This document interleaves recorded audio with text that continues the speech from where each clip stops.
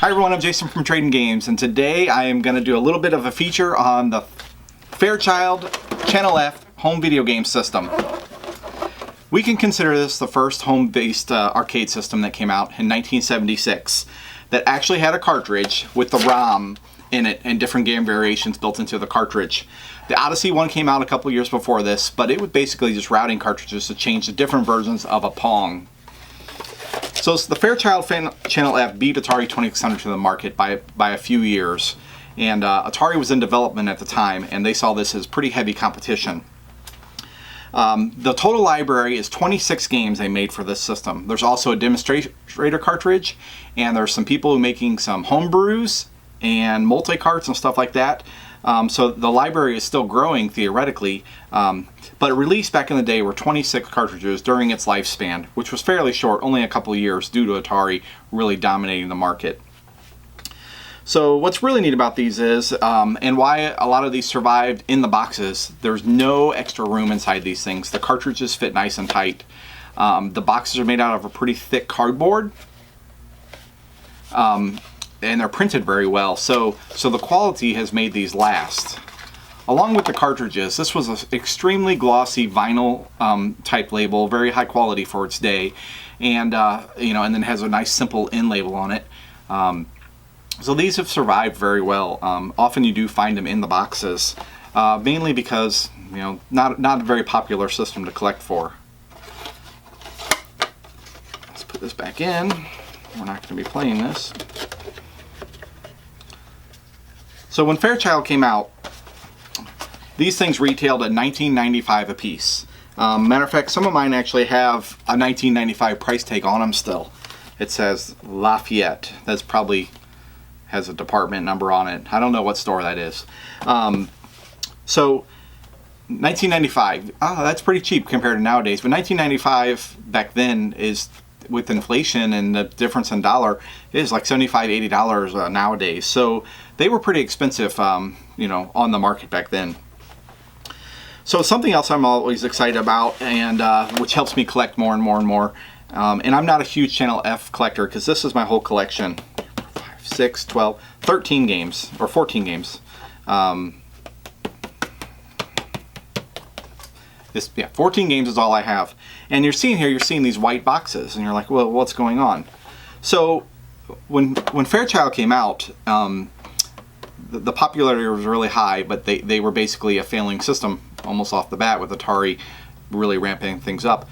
So they actually sold out their company name. I don't know if you call it selling out, but they sold it to Zircon. And so what they did was they re-released the games, and so like this one is number 14. It's in a plain white box, and actually the label that goes on the end of the cartridge is also been put on the outside of this box.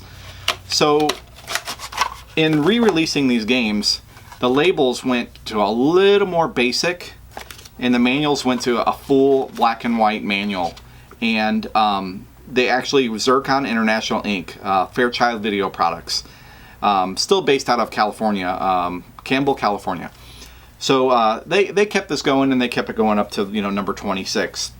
So you can find most of the numbers. I don't know the exact count of it, with the full art or just in the plain white box.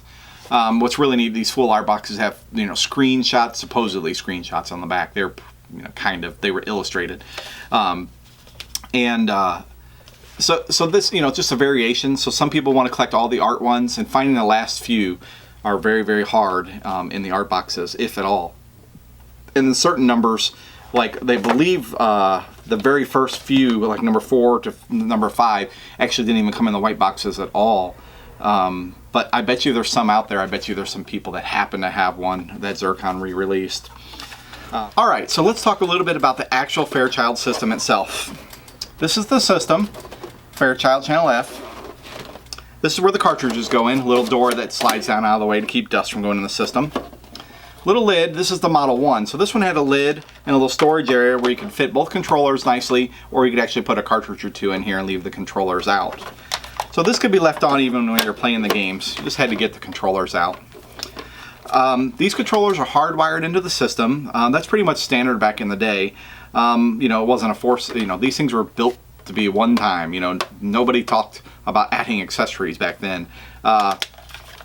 And this has like an 8-axis movement, and then also an action by pushing the controller down and in. Let me show you how a cartridge plugs into the system. So the cartridge just goes in here, pretty simple, locks in, and then the game would come on. Basically the system is almost always powered on with it plugged in. So this would come in and then it'd boot up and you could hit, you know, basically game modes that you wanted to do, and you had like a start right here to start the game, or some games started with action. And then to eject the game, you just simply press this down right here and it has a little pop, and then you can pull the game out real easily. Like I was saying, these stored really nicely in here also. So like I was saying, this is the Model 1 system. This is the original system with that storage lid. The Model 2 system, I don't actually own the system, but I do have a box for one. And it actually didn't feature the removable lid, and you could actually store the controllers on the back of it, kind of hanging off of the controller, off the back of the system. Hundreds of exciting game variations. Very interesting.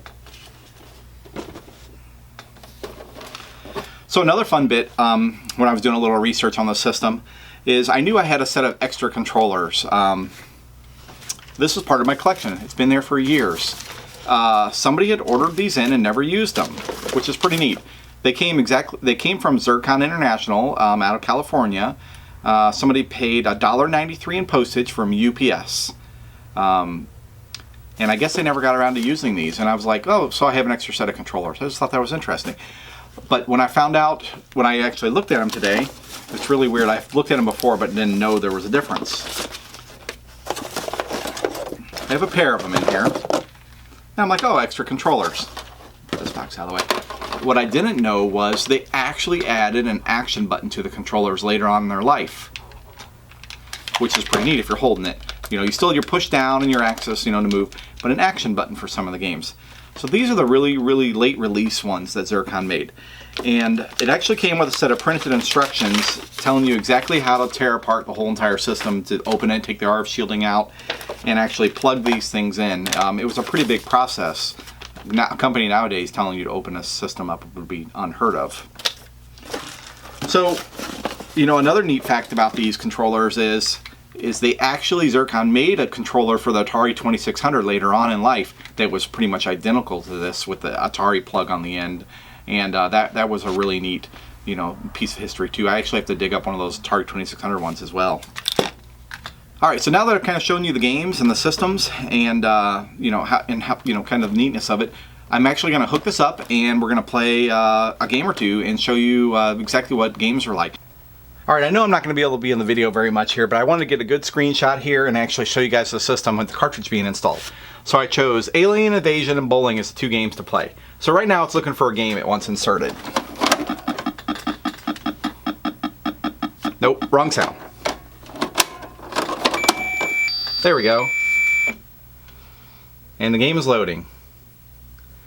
Alright. So what's really neat about this, if you just notice that sound it was making, it's actually coming from the unit itself and the volume is turned all the way down on the TV. It actually doesn't have anything with the volume turned up. The sound actually comes out of the system like an old Pong unit. So I got Alien Invasion here. So I can reset it, and the number 4 button right here actually gets the system started. You have to press and hold to get the game started. There we go. Controller number left. Alright, so we have left and right on the controller. Hear the sound coming out of the system. This game is just like Space Invaders. Alright. Now pressing down and in the controller is actually your fire button. Got hit again. This is almost exactly like Space Invaders. I don't know the time that this came out and that came out, but alright, so the game won't start. There we go. Fire. It does pick up speed as you end up clearing more, just like Space Invaders. Alright, I got Bowling. Let's put Bowling in and fire it up. Game 1. 1. This is the basic game of bowling. Here comes the ball down the track. It bounces back and forth. You press forward when you want it to release. And you get one chance to go left or right as it's going up. Oh, I wasn't going to pick up that split anyways. Oh, and again. Let's see if that thing ricochets. Yeah, it actually went over and got it, but you didn't see it. Oh, another one. Let's try that again. Nope. And that's bowling. Alright, just a little wrap up of the video after playing it there. That was a lot of fun. And you guys get to see some old time games going. And, you know, I did a little research today on eBay. Some games sell for about $15 to $20 in their boxes. And some of the rarer ones, I believe, that are a little bit rare, were selling for $50 and $60 in their boxes. Without the boxes, the prices were a lot cheaper. I didn't get to research every single number, but there was quite a bit of activity on there. So it's a fairly easy system to collect for. It's very fun, a very small library. You know, it's the first per se. The system, they're pretty reliable. Lots of YouTube videos of people doing repairs on them. They seem pretty simple inside. The systems range from about $100 to $150 open, working, with a game or two, up to $200 plus when they're boxed complete with inside packaging and stuff like that. So a wide range, but still pretty affordable system to actually collect for. So I hope you guys enjoyed the video. If you want to see more videos, I love the encouragement I'm getting from you guys in the comments and stuff below. Leave us a like and hit that subscribe button if you guys want to keep up to date with more stuff that's coming out. And I'll just try to dig up interesting things for you to see. So everybody, have a good one. See ya.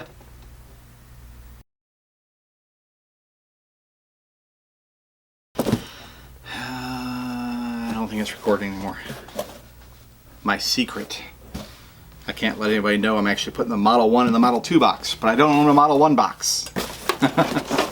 Luckily, they're about the same size. Just kind of show you where Fairchild lives its life in my collection. It's had some old company with there, some Odyssey 2, Fairchild, and then stacked on top of that box there's a couple CDI games. Next to its old obscure, it's like the obscure rack of stuff right here. Turbo graphics, little miscellaneous game com, Nintendo Power Books, and extra manuals, some Lynx systems above it. Got some 7800. Fun little section.